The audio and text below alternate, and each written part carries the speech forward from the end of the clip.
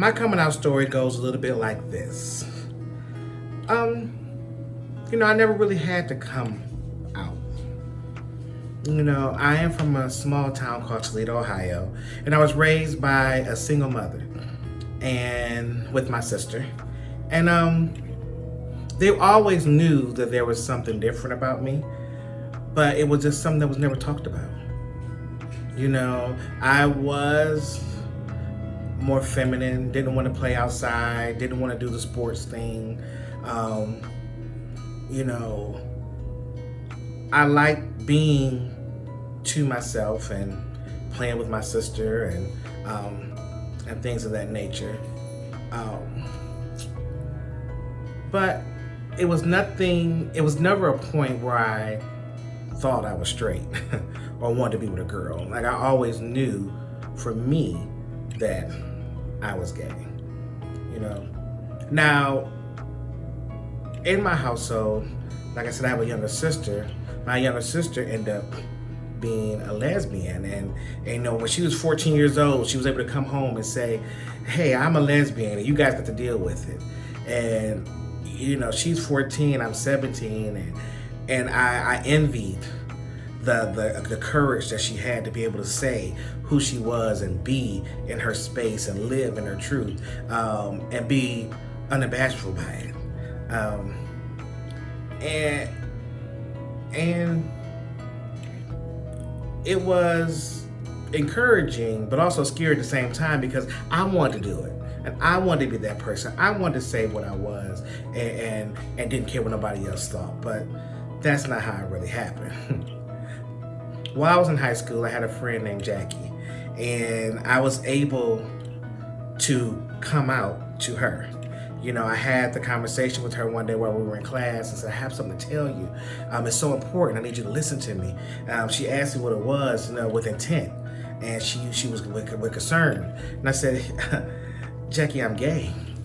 And she just kind of went over it and started another conversation. I'm like, "Hey, I'm telling you something here. Like, I'm pouring my heart out to you. I'm gay."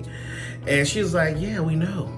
So anyways, she's just talking along. And in that moment, I realized that I was beating myself up and trying to hold this secret really, really tightly, and didn't know how people were going to accept me and what would happen when they find out.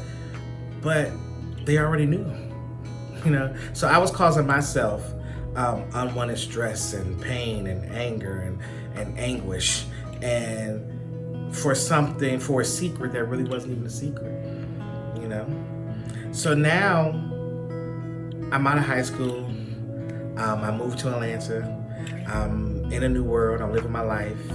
I'm making a name for myself in the beauty industry, an industry that I love, an industry that accept me for who I am, that allow me to be creative, that allow me to be me and stand in my truth and empower other people and empower women.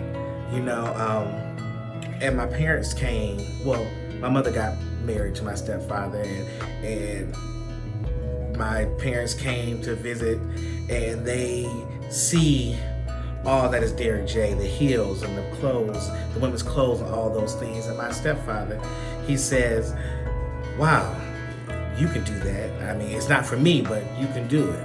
And I'm like, "Okay." And then my mother didn't say much, but she did ask me, "Can I take her to the mall?" And I said, "Yeah." So we get in the car and we're driving to the mall, and she just started asking questions. She says, "Is it my fault?" And I told her no. She asked me, "Am I sure?" I said, "Yeah."